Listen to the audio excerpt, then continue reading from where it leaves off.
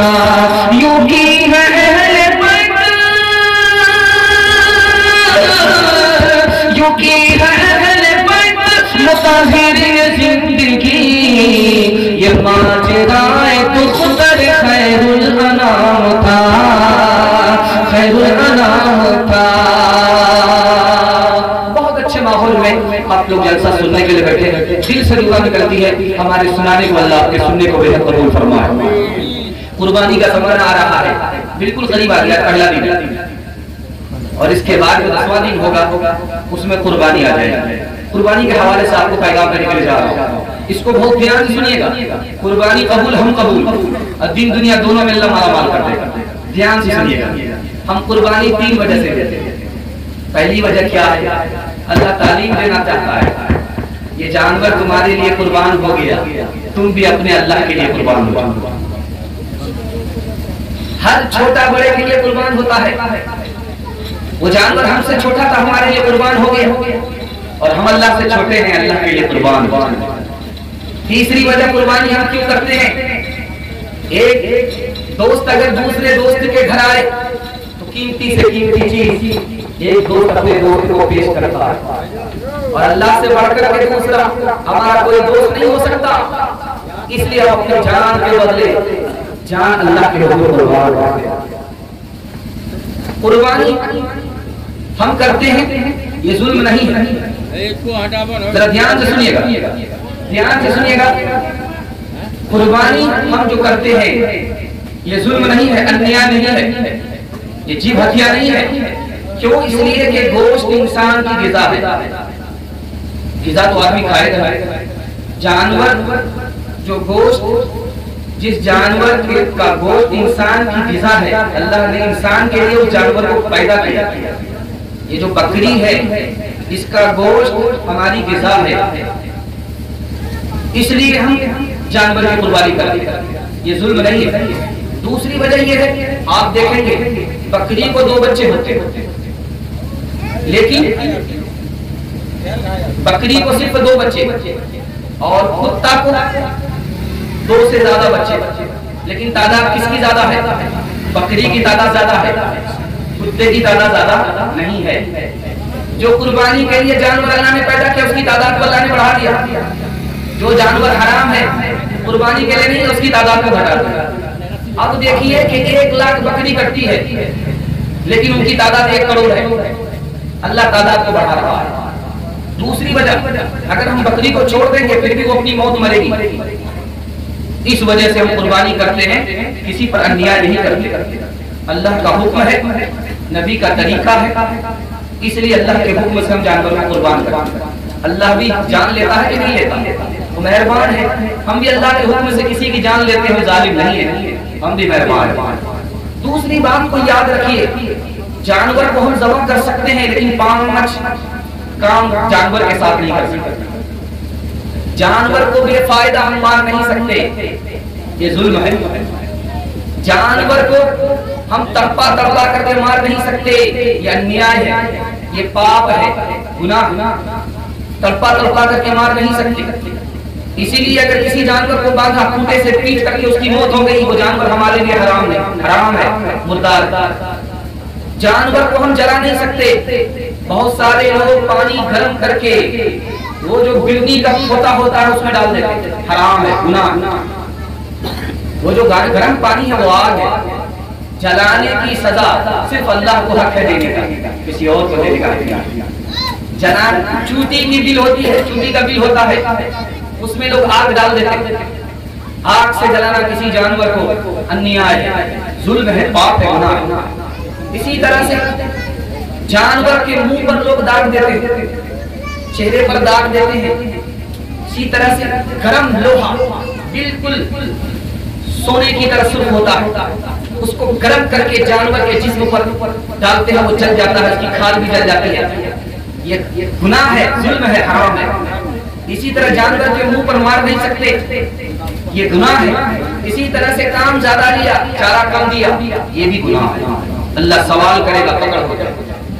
एक बात याद रखिए, 5 गोश्त है, उसको बांटना पड़ेगा, सदका करना पड़ेगा, उसको खा नहीं सकते।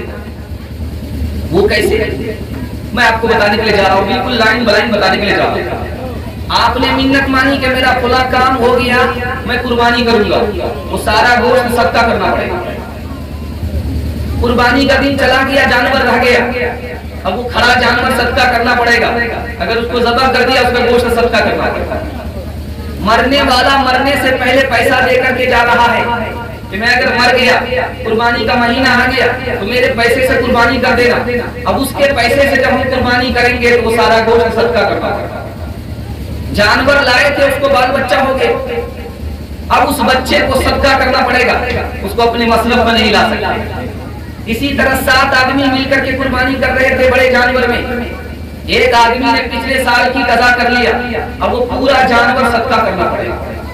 5 गोश्त को हम खा नहीं सकते, अमीरों को खिला नहीं सकते, गरीबों को सदका करना पड़ेगा।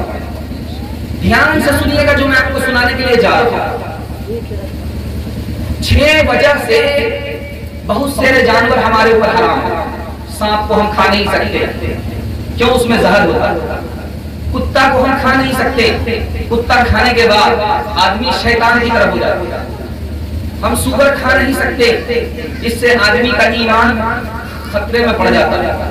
इसी तरह सांप बिच्छू हम खा नहीं सकते, इससे आदमी का अखलाक खराब हो जाता है। जिस जानवर को अंदर गंदगी है उसको खा नहीं सकते, जिस जानवर के अंदर जहर है उसको हम खा नहीं सकते, जिस जानवर के खाने के बाद इंसान न रहे, शैतान हो जाए, उसको खा नहीं सकते, जिस जानवर को खाने के बाद इंसान न रहे, हैवान हो जाए, उसको खा नहीं सकते, जिस जानवर के खाने के बाद मुसलमान न रहे, उस जानवर को खा नहीं सकते।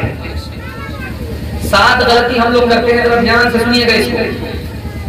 पहली गलती ये होती है कि ताकत है नहीं, लोग क्या कहेंगे कुर्बानी कर रहे हैं, ये रियाकारी है, कुर्बानी कबूल नहीं होगी। ताकत है नहीं, लोग क्या कहेंगे कुर्बानी किया, कुर्बानी कबूल नहीं होगी। दूसरा कि गोश्त खाने के लिए कुर्बानी कर रहे हैं, सवाब के लिए, इसकी कुर्बानी तो बर्बाद होगी, ये जिसके साथ होगा उसकी भी कुर्बानी बर्बाद होगी।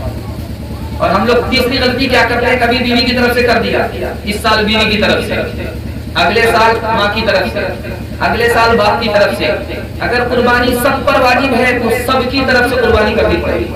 35-40 हजार रुपया अगर इसके पास है उस पर कुर्बानी भी वाजिब है, अगर इसके पास है तो उस पर भी कुर्बानी वाजिब है। अगर मियाँ बीवी दोनों मालदार हैं तो दोनों पर कुर्बानी वाजिब है, एक हिस्सा देने के बावजूद भी आप गुनहगार।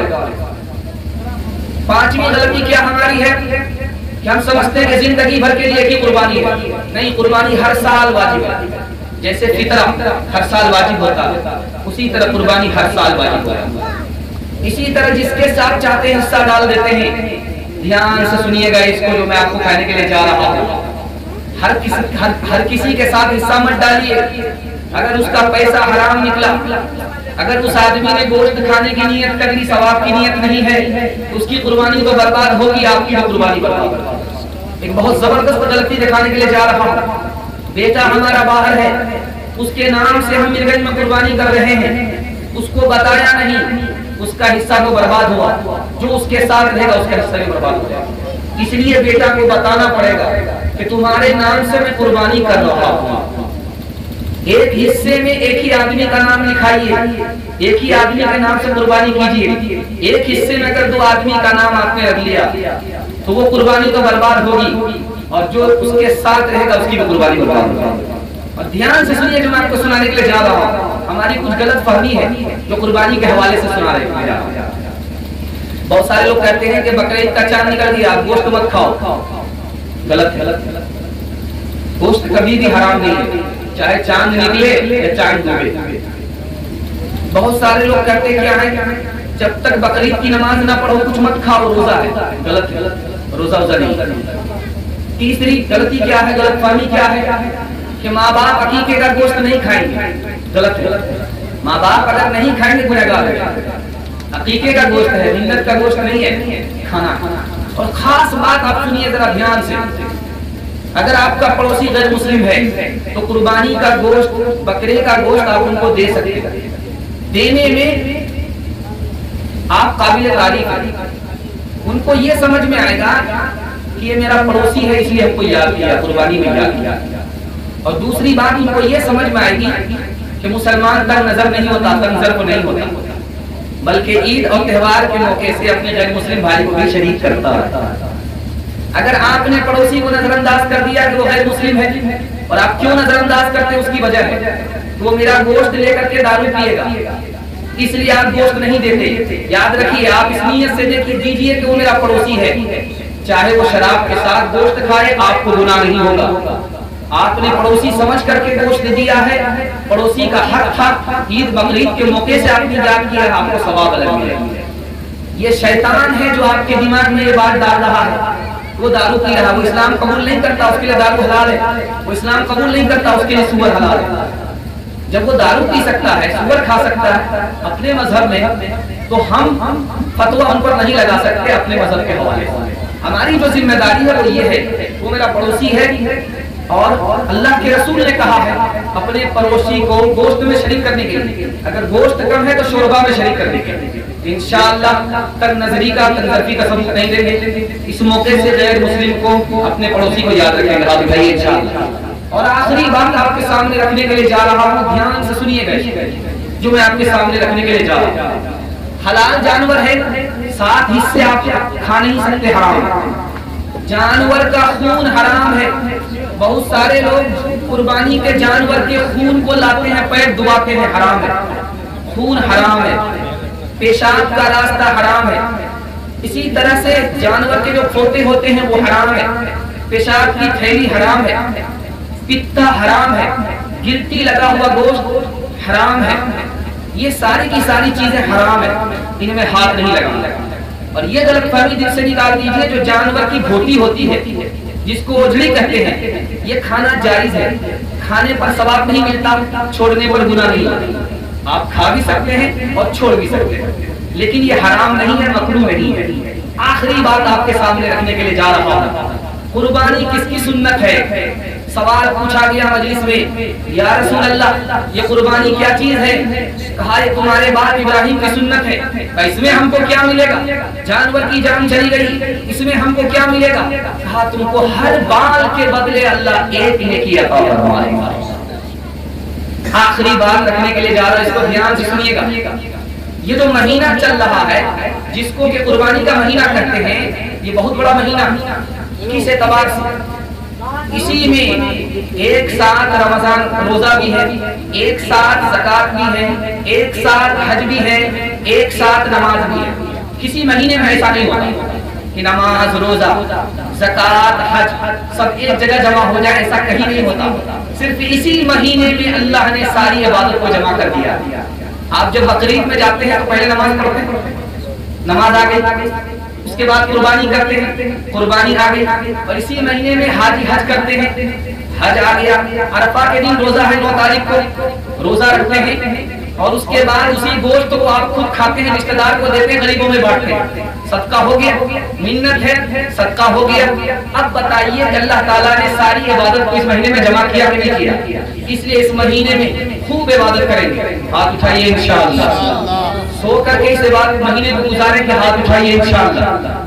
सो करके गुजारेंगे तो कहाँ कुछ मिलेगा? आज भी हो जो इब्राहीम सा ईमान पैदा, आग कर सकती है अंदाज गुलिस्तां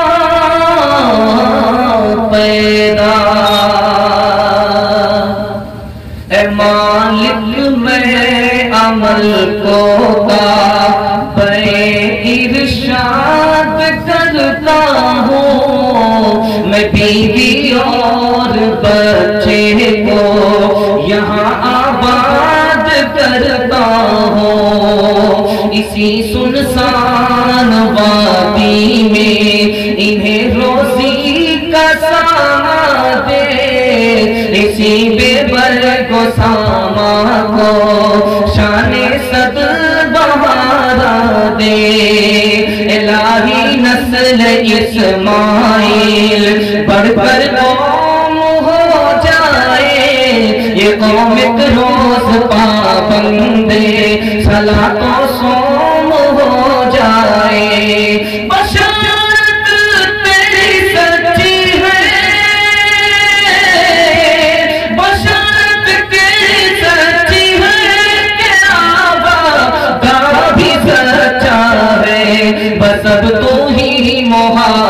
मुहाफिज है, ये बीवी है ये बच्चा है, बस अब तू ही मुहाफिज है, ये बीवी है ये बच्चा है। अस्सलामुअलैकुम नाजरीन, आप देख रहे हैं SB मीडिया यूट्यूब चैनल। दोस्तों, अगर आपने अभी तक मेरा इस चैनल को सब्सक्राइब नहीं किया है, बराए मेहरबानी इस चैनल को सब्सक्राइब करें, लाइक करें और अपनी राय कमेंट में ज़रूर पेश करें। तो हमें बताएंगे आपको मेरा यह वीडियो कैसा लगा। अगर पसंद आ जाए तो चैनल को सब्सक्राइब करके मेरा हौसला अफजाई फरमाएं। मिलते हैं अगले वीडियो में। खुदा हाफिज़।